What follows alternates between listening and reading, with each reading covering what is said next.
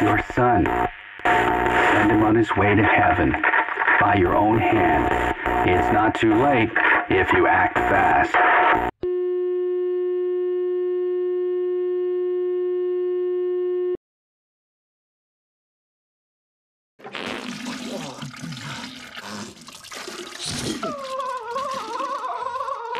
Alright, now that the cat's out of the bag, let's talk about Potato Thriller.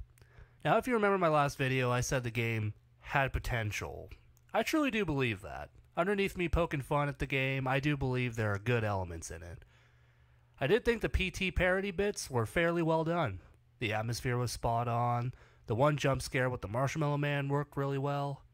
I was surprised how little the game relies on jump scares. It's more focused on the atmosphere, much like the actual PT. The overall story is pretty fun as well. At least, it was interesting. As far as positives go, that's really it, sadly. Let's start with my biggest problem first. The overall game design.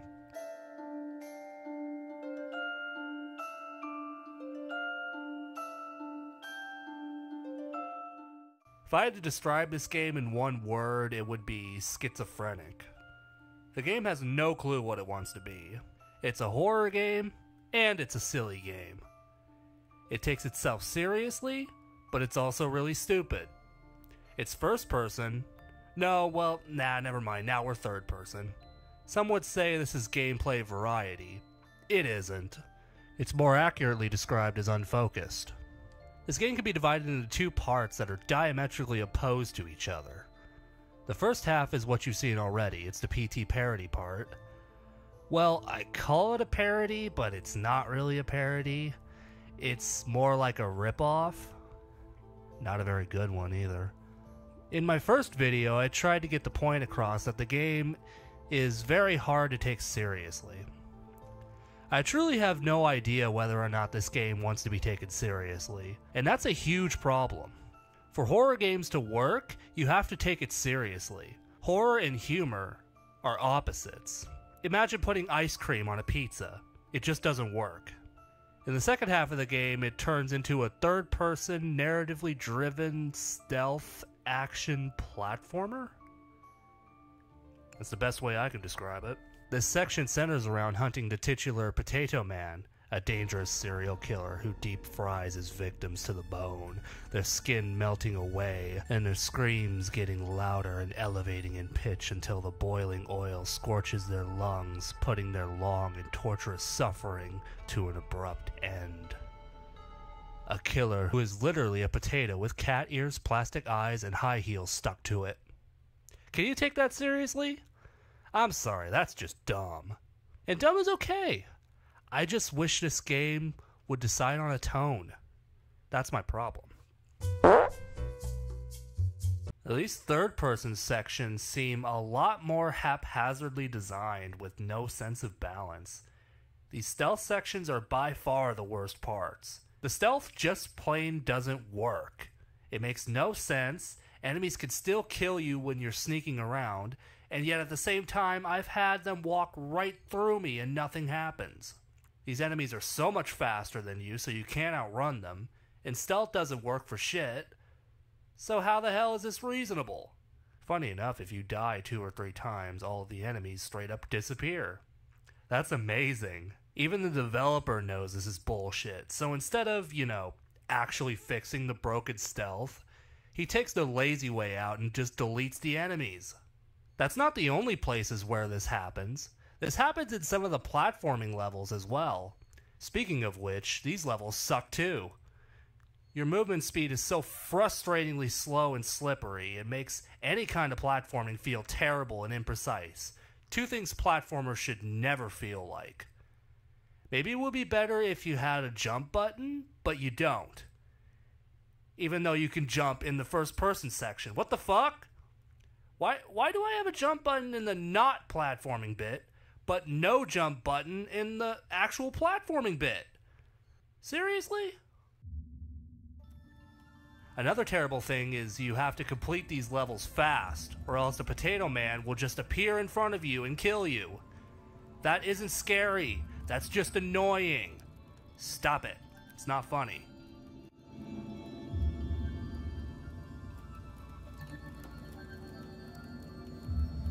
I've come across quite a few glitches, all of which you're gonna see here. The funniest one is this one where I stepped on a mine but the Potato Man appeared at the same time, so he couldn't actually kill me. He just glided in front of me and haphazardly slapped at me. I was laughing so hard I had to savor this as long as I could. Just look at it. Just look at this. Just look at how absurd this is. That's amazing game design. Amazing. The second funniest one was when I killed one of those nose monsters and its dead body started sliding across the ground. At this point, any remaining seriousness just evaporated into dust. This one I would have never expected. That chandelier is supposed to fall and kill you, but this one didn't exactly get the memo.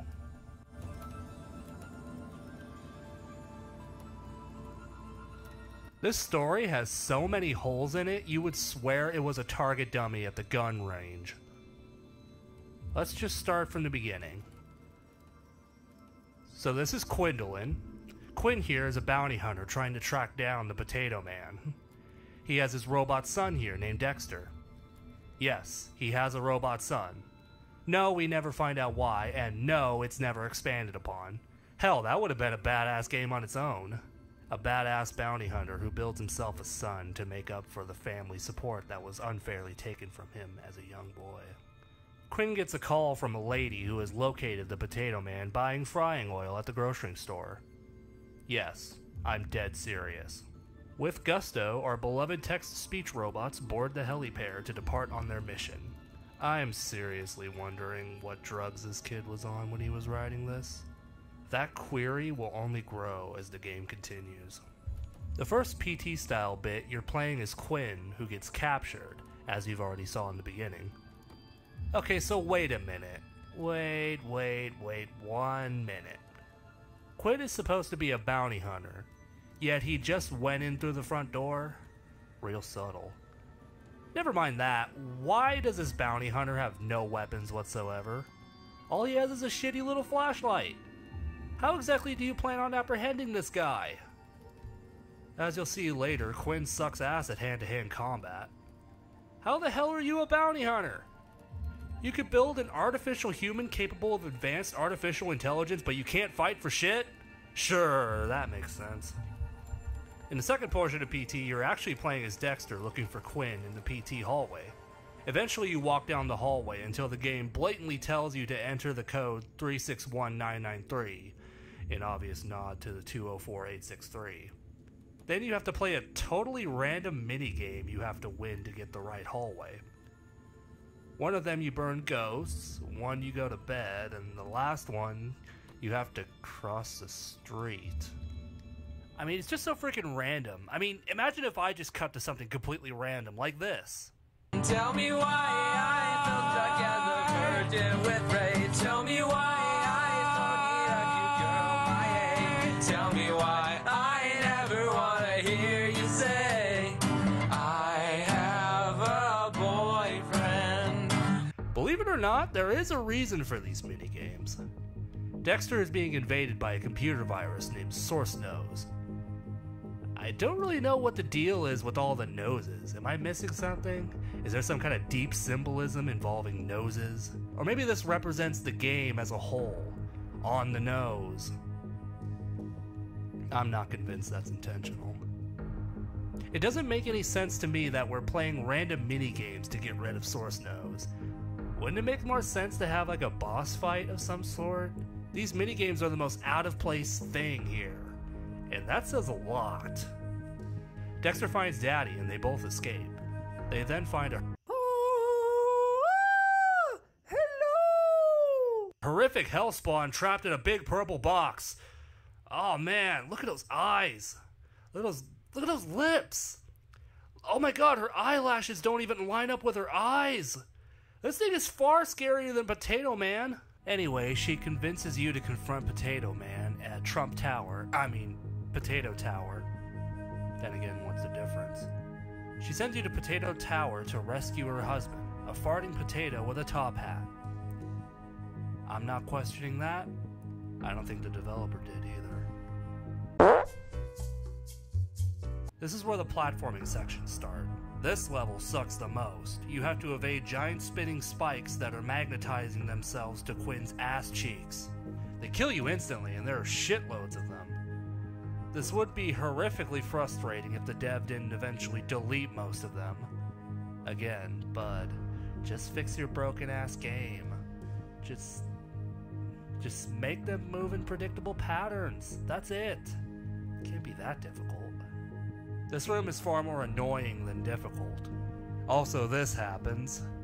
That'll never stop being funny. This floor is really dumb. It isn't even remotely challenging. You just walk forward in front of couch potatoes. Get it? Couch potatoes? Ha ha, they're literally potatoes. Nah, nah, nah, nah. Eventually, you get to the Potato Man and Source Nose and exchange more cringy, redundant dialogue. And then, oh shit, boss fight!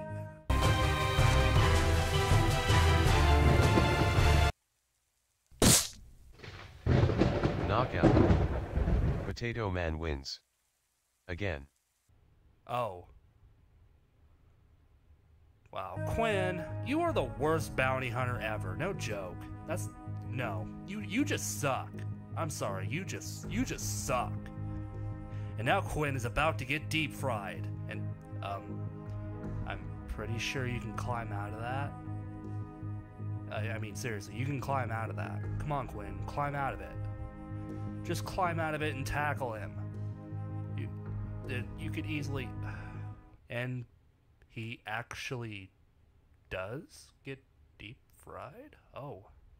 Wow, that's a surprisingly dark turn. Alright. This is what actually happened.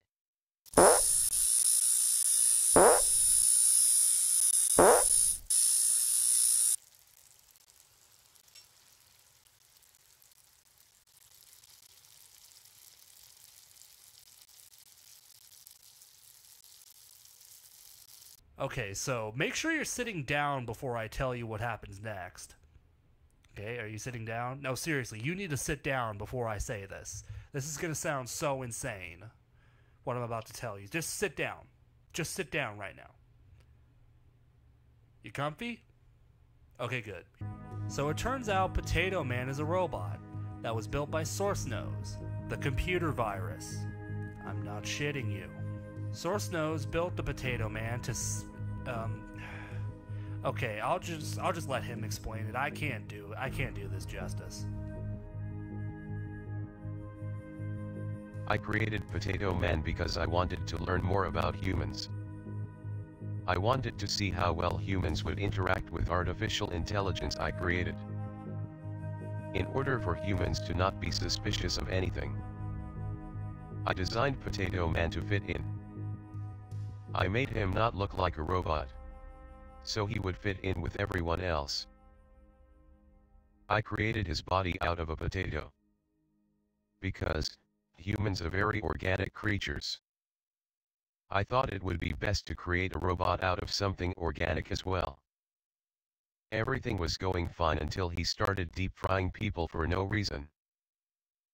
Must have been a glitch or something in the system.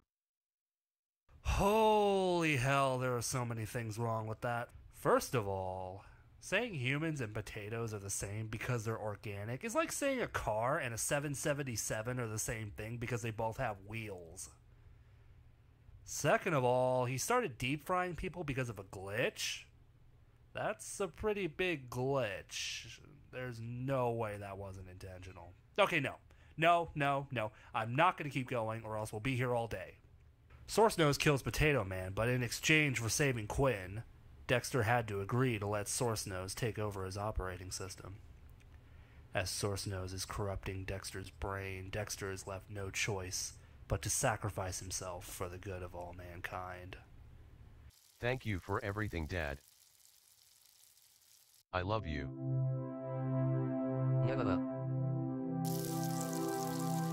Quinn is only left to watch in horror as his robotic son fries in boiling sticky oil, watching as his last source of pride and happiness dies right in front of him.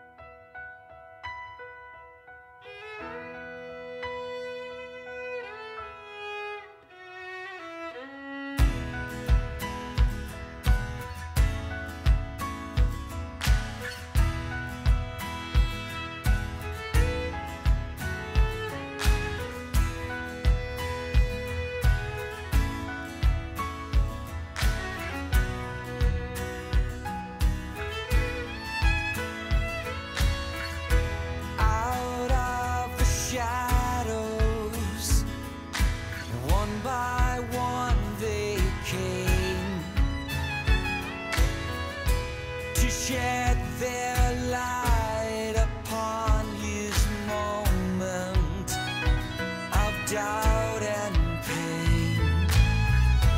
A thousand voices rang up through the night, a symphony of mercy for their Savior, too tired to fight.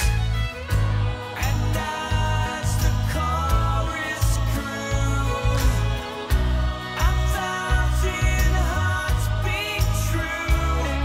Then like a glade began in the dark, hope came shining through, shining through,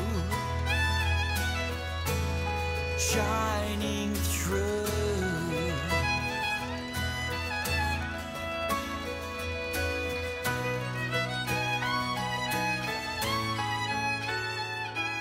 Quinn leaves Potato Tower, heartbroken and unsure of the future.